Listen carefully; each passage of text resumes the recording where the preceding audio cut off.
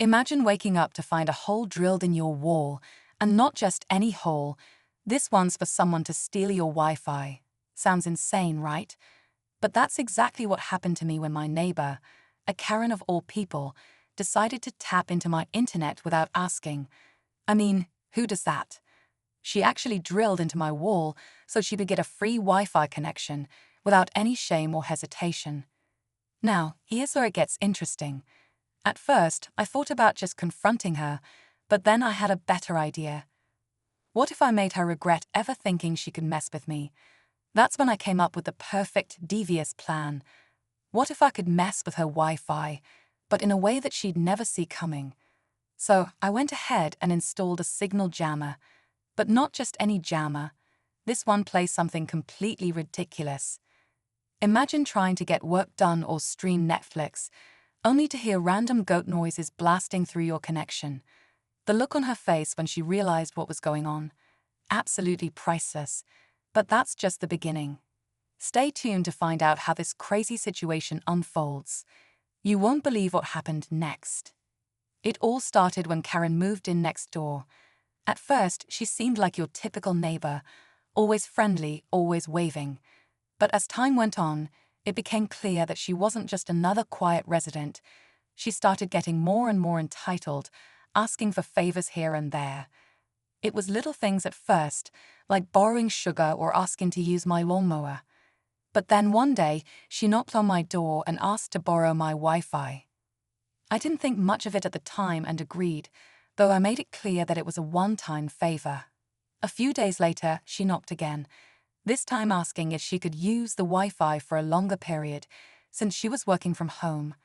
I politely said no, but she wasn't having it. And that's when things took a weird turn. The next morning, I woke up to the sound of drilling. I went outside to see Karen standing on a ladder, drilling right into the shared wall between our apartments. I was stunned.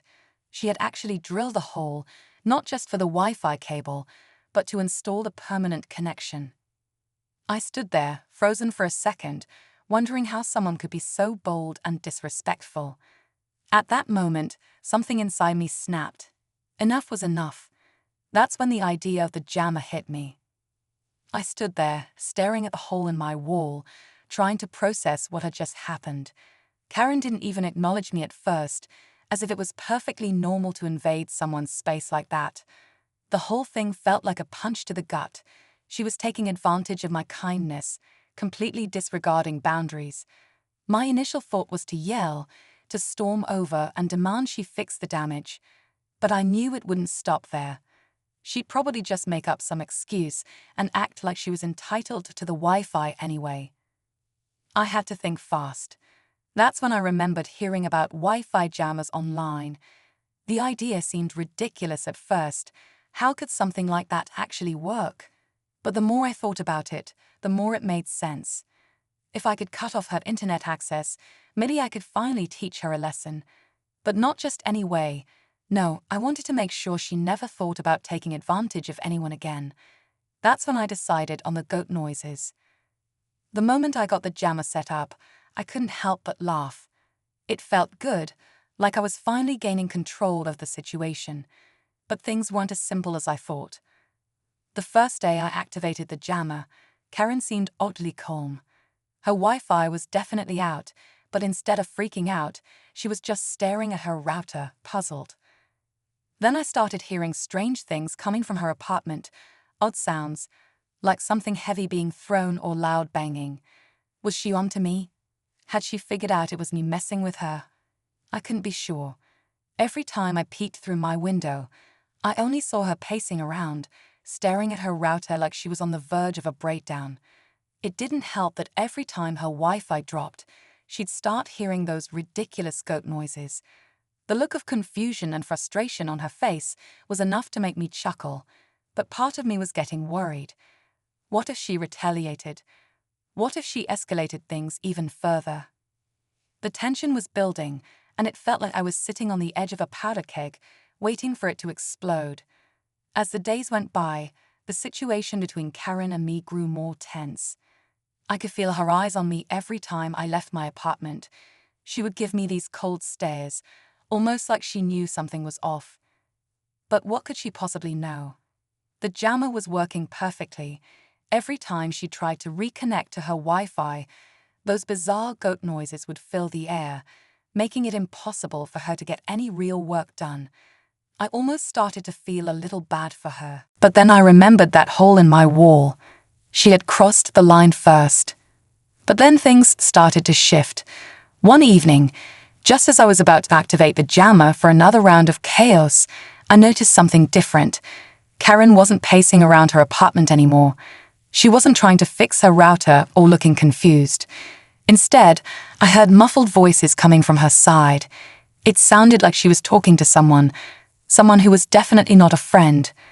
I couldn't make out the words, but I could hear the sharpness in her tone. It sounded like she was planning something. The next day, my heart skipped a beat when I noticed something on my front door, a letter. It wasn't from a landlord or a delivery service. No, it was a formal-looking letter with a strange symbol on it, something I didn't recognize. I opened it cautiously. To my shock, it was a complaint. Karen had written a whole formal complaint about the Wi-Fi jammer, claiming that it was affecting her health and well-being. She said she had every right to access the Wi-Fi and that I was violating some kind of neighborly code. I couldn't believe it. She was actually trying to get me in trouble. I immediately felt a rush of panic. Was this a legal matter now? Was I really breaking some sort of rule? I'd expected retaliation, but this felt different. It felt like she was preparing for war. I knew I had to take action, but what could I do? Her next move was coming, and I could practically feel it in the air. I spent the next few hours pacing around, trying to figure out how to respond to Karen's letter. I was already on edge, and this sudden legal threat pushed me to the brink. What if she really had some legal grounds? What if I'd gone too far? The last thing I wanted was to deal with some drawn-out legal battle over a Wi-Fi jammer. I had to act fast before things escalated beyond control. But as I was scrolling through my phone, trying to look up possible defenses or responses, I heard something that made my heart race. A loud banging on my door.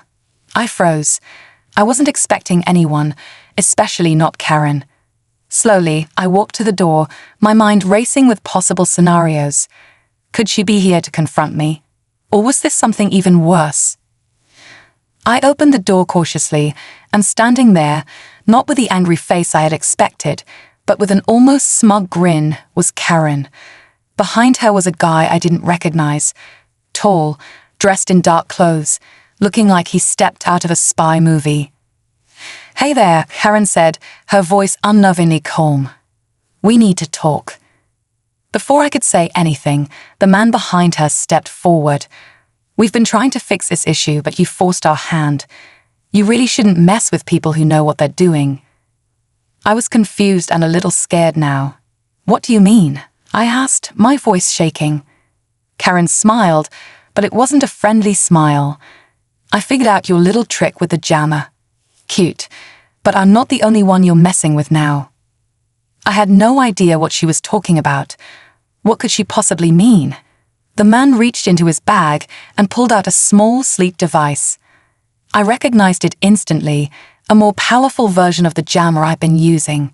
My stomach dropped. What was she planning to do now? "I think it's time we level the playing field," Karen said, her eyes glinting with something I hadn't seen before, malice. The weight of the situation hit me like a ton of bricks. I had no idea what this guy could do with that device. Could he jam all the signals in the building? Could he do worse? I took a step back, unsure of what would come next, but knowing that I was standing on the edge of something far bigger than I had ever imagined. The stakes had just been raised. My heart was pounding in my chest as Karen and her accomplice stood there, staring at me like they had all the power in the world. The man held the jammer in his hand, turning it over like it was a weapon, and I had no idea how to respond. I was stuck, caught in a mess of my own making, facing off with a neighbor who seemed to have more tricks up her sleeve than I ever imagined. "You really think you can just mess with people's lives like this?" Karen sneered. "I've been patient, but now I'm done playing nice." I swallowed hard, trying to keep my voice steady. "What do you want from me?" "What's your planny?" The guy with the jammer stepped forward. "We're going to take control of your little game. No more Wi-Fi for you, no more goat noises. You won't be able to connect to anything again." My mind raced. I couldn't let them win. But then, as if some instinct kicked in, I remembered something. I hadn't just been messing with her Wi-Fi. I'd been gathering information, little details about her apartment, her habits, her routines. I'd been prepared for something like this. With a quick motion, I pulled out my own phone, unlocked it, and hit the button for my emergency backup plan. A few seconds passed, then the lights in the hallway flickered. I looked at Karen and her accomplice, who suddenly froze. The man with the jammer raised an eyebrow, clearly confused. "You really thought you could just jam everything?" I said, now with a grin. "I'm smarter than that." In a split second, my own device triggered the backup system I'd secretly installed in the building's security network, a countermeasure to any jamming device. The entire block went into a lockdown mode. Every Wi-Fi signal in the area, including theirs, was blocked. The man's jammer blinked out, powerless. Karen's smug smile faltered. She was caught off guard, and for a moment, I saw panic in her eyes. "What did you do?" she demanded. "I figured you might try something like this," I said, stepping back. "I made sure I wasn't the only one with control over the signals around here." Her accomplice cursed under his breath, fumbling with the jammer, but it was no use. The building was secure. In that moment, I realized how far she was willing to go, how much she'd been hiding behind that innocent neighborly facade. But the biggest surprise came when Karen, in a last-ditch effort, pulled out her phone and dialed a number. "You've messed with the wrong people," she muttered as the phone rang. Suddenly, the door behind her opened, and standing there, in the doorway of my own apartment, was someone I never expected to see. My old roommate, Alex, the one who'd moved out months ago. "Hey," he said with a smirk. "Didn't know you were having a little party." It turned out Alex had been working with Karen all along. He had the connections to help us set up the Wi-Fi heist, and when she saw how I'd gotten under her skin, she turned to him for backup. The twist? He was the one who'd actually installed the spy equipment she'd used to drill into my wall in the first place. I was floored. All this time, I'd thought Karen was the mastermind, but Alex had been pulling the strings behind the scenes. It wasn't just about Wi-Fi or a petty power struggle, it was personal, and I was the target. I couldn't help but laugh, the tension finally breaking. "You've got to be kidding me."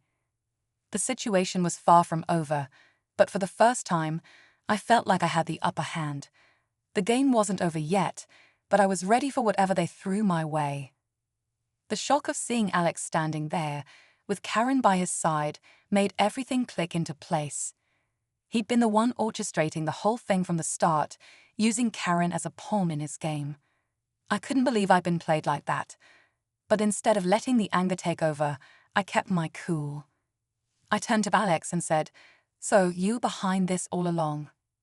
He gave me a smug grin, clearly thinking he'd won, but it was clear that the tables had turned. The building's security system had locked down all their connections, and their plan was falling apart. I knew this wasn't the end, but it was a victory for me. The rest of the confrontation played out in a blur. Karen and Alex both realized they were out of options, and after some back and forth, they finally gave up. They left, rumbling about their failed schemes, and I couldn't help but feel a sense of relief wash over me. In the end, it wasn't just about Wi-Fi or petty revenge. It was about standing up for yourself when someone tries to take advantage. And in the end, I learned that even the most ridiculous situations can reveal something bigger, something worth fighting for.